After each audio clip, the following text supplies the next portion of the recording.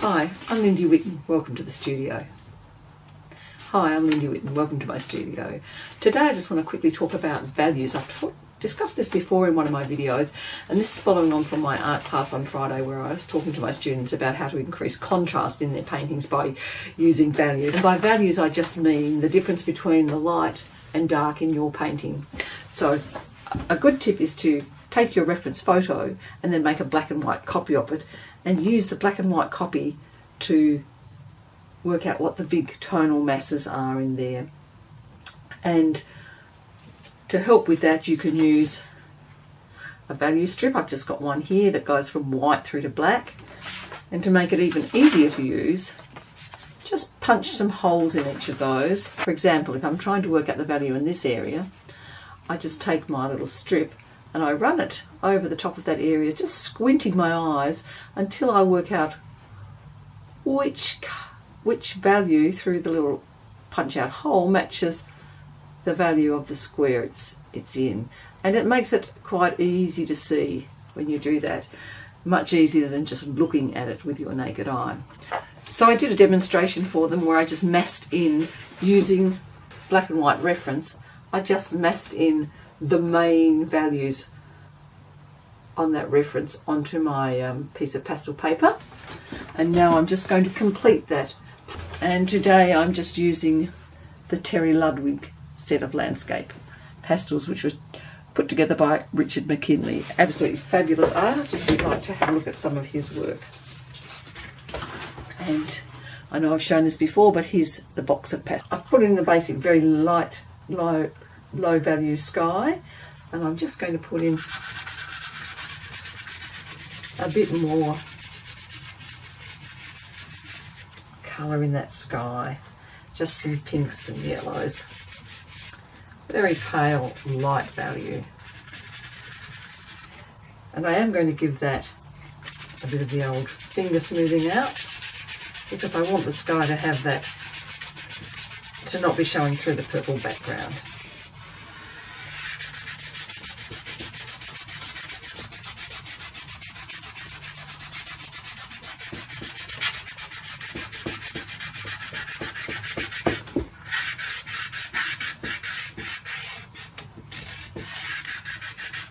So there we have my completed smoothed out sky.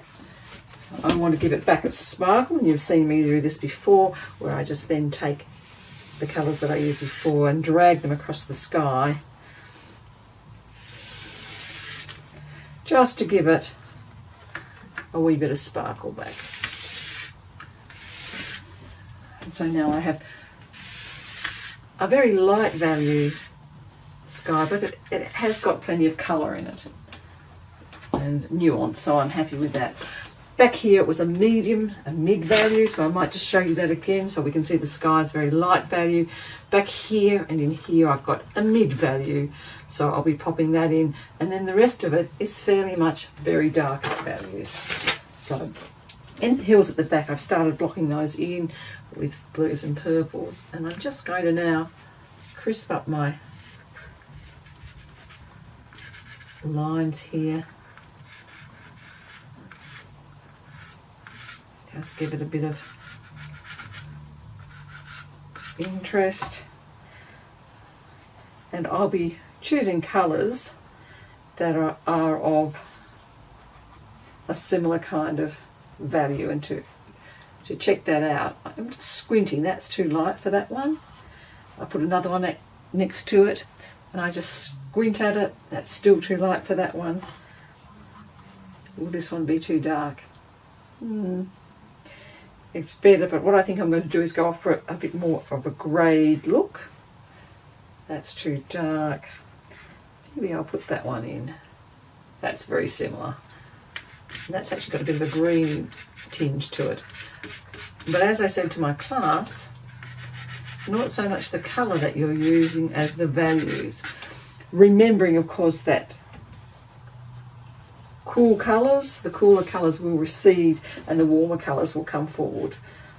Green is fairly cool, so it's receding along with the blues. And I might put a little touch of something a little bit lighter in there, just to add some variation. crisp up that top bit there. So I've got a few different mid values in there and a few different colours just to give it some interest. There's a dark patch along here that I'm going to drop down into the water. This is water here and it's reflecting the colours there, so I'll pull some of that and some of the greeny grey down into it as well. Greeny grey. And I'm going to actually put some of this colour in as well. It's a little bit pink, but I'll just add that in as well for a bit of variety. So there I've got the reflections pulled down there. I'll be putting some of the darks back here. So again, I'm just pulling out darks. Doesn't really matter what dark I'm using if the value's the same. So again, just do that squint and see whether you think those values are the same. That's a bit light. That's the darkest, the mid and the light, but they're still fairly dark. I might swap that one out for that one, maybe swap that one out for that one, although I do like that purple, so we might leave that in. So I think they're the colours I'm just going to go with for the moment back here. And I'm just scrumbling the, oh, they're so soft, these Richard McKinleys, and I've just crumbled that one. So I'm just putting in some crumbly kind of scrumbly shapes there for these background trees. Sort of marshy kind of plants there. And pulling a bit of that down, we'll say that that's a bit more water there and reflect into that. Some of those colours out of the trees. Put those away, they're very crumbly as I said. So I just want to get them safely back in the box and then wipe my hands again. I can add in another dark green back into that as well, so I'm just going to add some green. I actually might make that not water at all, but just sort of some grasses in the swampy area there, dividing various sections. And I'm going to just pull down those grasses in the way that a grass would grow. Now that I've got in some massed in the shape, just pulling it down with the square edge, that square edge of my pastel. So again, just keep it to similar kind of values, and it really won't matter what kind of colours you put in. I'm mixing in a bit of the red, reddy purple with the green there, just to help mix it up.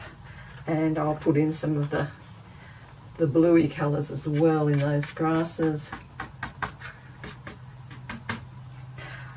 I want to define the edge there, and I'm going for a very dark sort of purpley, almost black colour. Just dragging it along the edge of the swampy bit. Again, back there as well. And this area was very dark again, so I'm going in for some quite darks down at the very base of that. And then I'm going to pop in a bit more colour, but still using very, very dark values.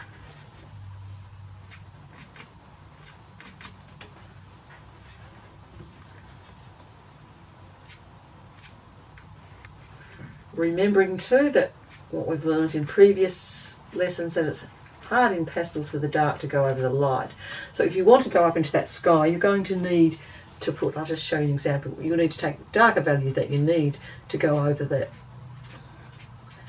light colours you've already got in the sky, and you can then, if it's gone a bit too dark, just go back in with something of a slightly lighter value and knock it back. And I'm just pulling these down. I'm not trying to make definitive tree shapes here. I'm just pulling down and mixing up the colours using this downward stroke and varying the pressure of the various colours that I put in so that they are a little bit uneven there. I'm going to put a few spots of something a little bit lighter, a few touches there. So now I have the background, which is very mid value, and then the darker areas here, and this will be all dark here. But I want to get in some of that water, and it's got the lovely reflections from the sky, and all I'm doing with that is using the sky colours to pull them down into the water. Remembering, again, as we've learnt before, that light colours will reflect darker and dark colours will reflect lighter. So I'm actually pulling up one value higher than the colours that were in the sky. So the pink is a darker value, and the yellow is one value darker, just to make the reflections look real.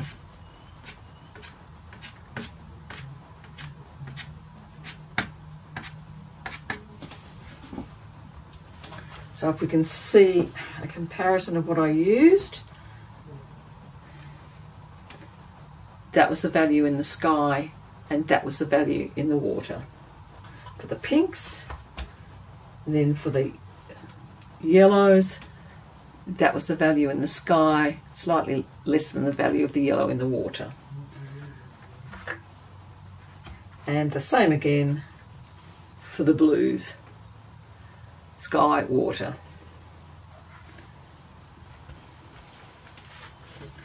And you will often find in a new box of pastels that they'll be laid out in values. So there's the lighter and the darks for the yellow and the blue and the pink. And if I were to put those three together, sorry, I'll hold it up so you can see, the yellow, the blue and the pink together, they're all a very similar value, those three there, 1, 2, 3. Despite their colour, they will be different values. Back through here, it's more of the grasses and so on, so I'm just going to lay in some different colours again in a dark kind of value set with a few slightly lighter ones, but not very light. So I might put in a touch of a couple of touches of a light purple through there, and I might get in some lighter greens through there as well. Just a few, just to help that meld in, and then I'm going to go back in with some darker greens as well.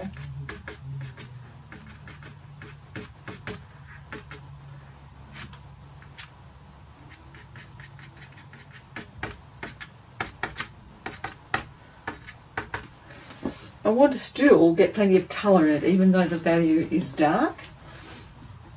So still would like a bit of colour in it, in amongst there.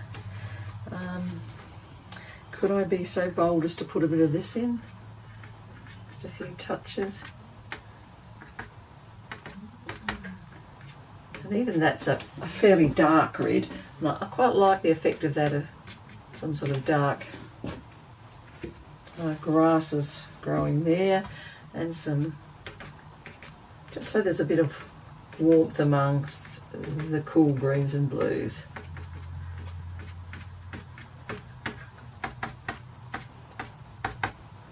Let's add some of those in.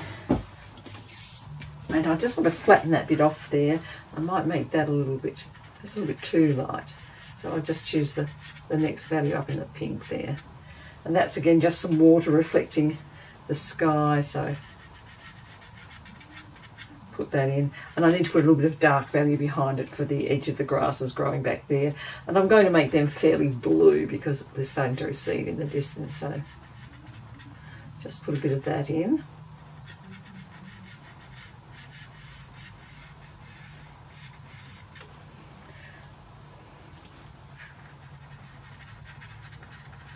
Moderate that slightly.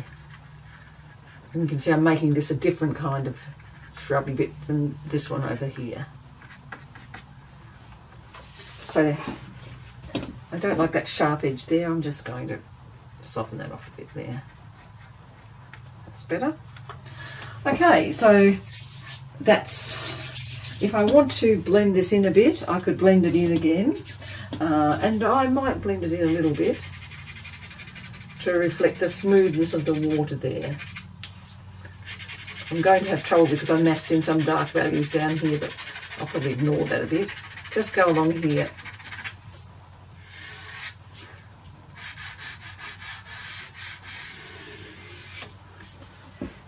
So it smoothed it out and made it look a bit more like very still water there.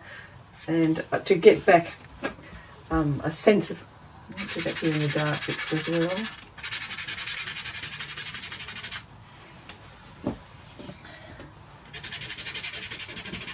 To get back that sense of water, I'm going to put a few ripples across there, and I'll just do that by taking the sharp edge of one of these sticks and putting a couple of quickly drawn lines across there to establish the flat surface of the water.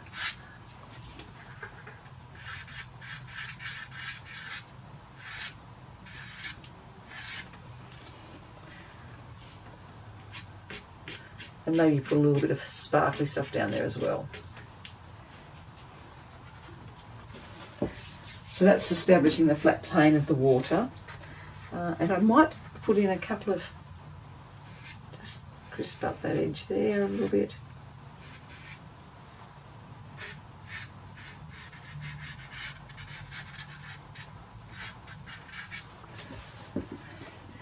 That's pretty good. And maybe a darker, just a couple of, actually what I might do is just pull with my finger, grab the edge of the bank there and pull it down a little bit to soften it off and create a little extra reflections there. I could put in a slight amount of the reflections from the background as well.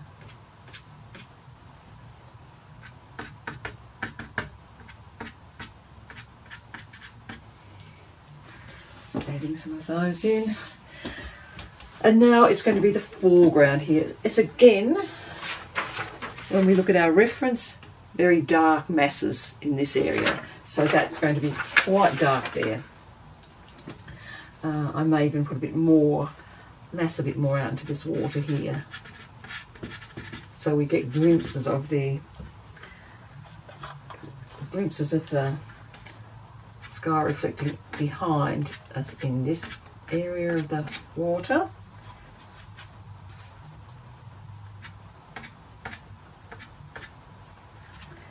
Popping those in. Okay. And then I'll go back in here with this very dark area here.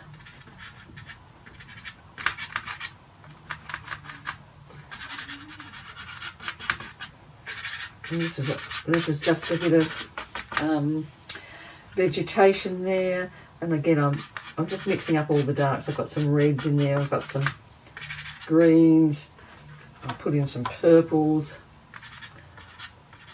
and they're not all exactly the same value, but they're very similar.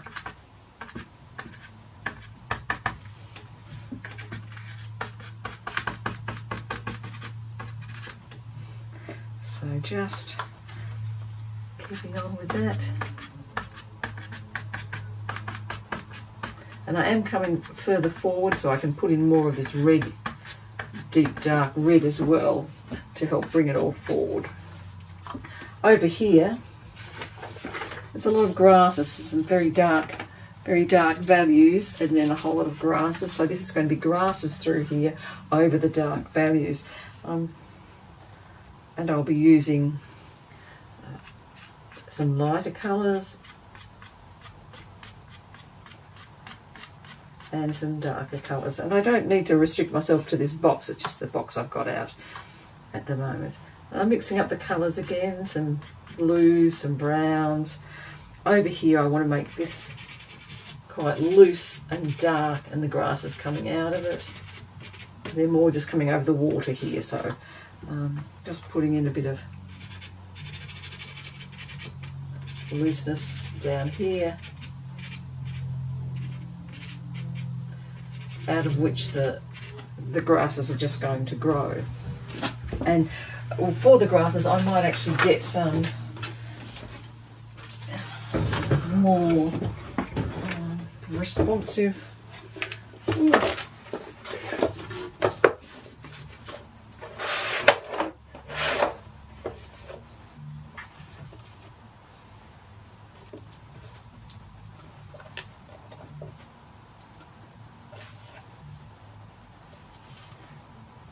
So I'm just pulling out some other colours for my grasses, and I'll pull those up using some contags.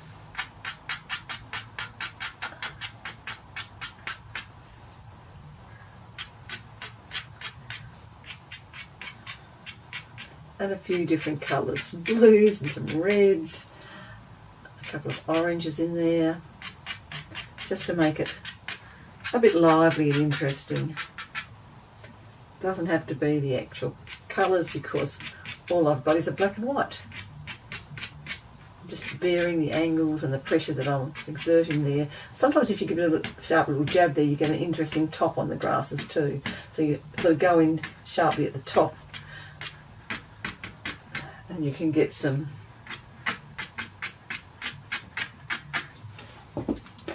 so the grasses are coming up through there. I'd like a few different colours, so I'm just going to get those, the dark pastel pencils, and that will give me another different texture on there by using the more controllable pencils for thinner lines. Although if you don't sharpen them, you won't get thinner lines. And you do get this nice effect when you pull down and you go into a deeper colour. Then when you go back again, you often pick up a bit of that colour on the top of your, to make it those little toppy seed parts of the, so you don't need to always clean your pencils in between. I like that little effect of picking up. Here I'm going for some taller grasses that are just going to cut across the scene behind it and give a bit of a sense of depth there.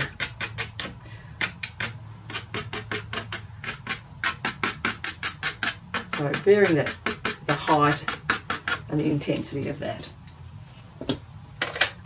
So thanks for joining me in the studio again today, where we've had a brief look at values and how to create greater contrast in your paintings. Hope you enjoyed it, and I'll see you next time. Bye.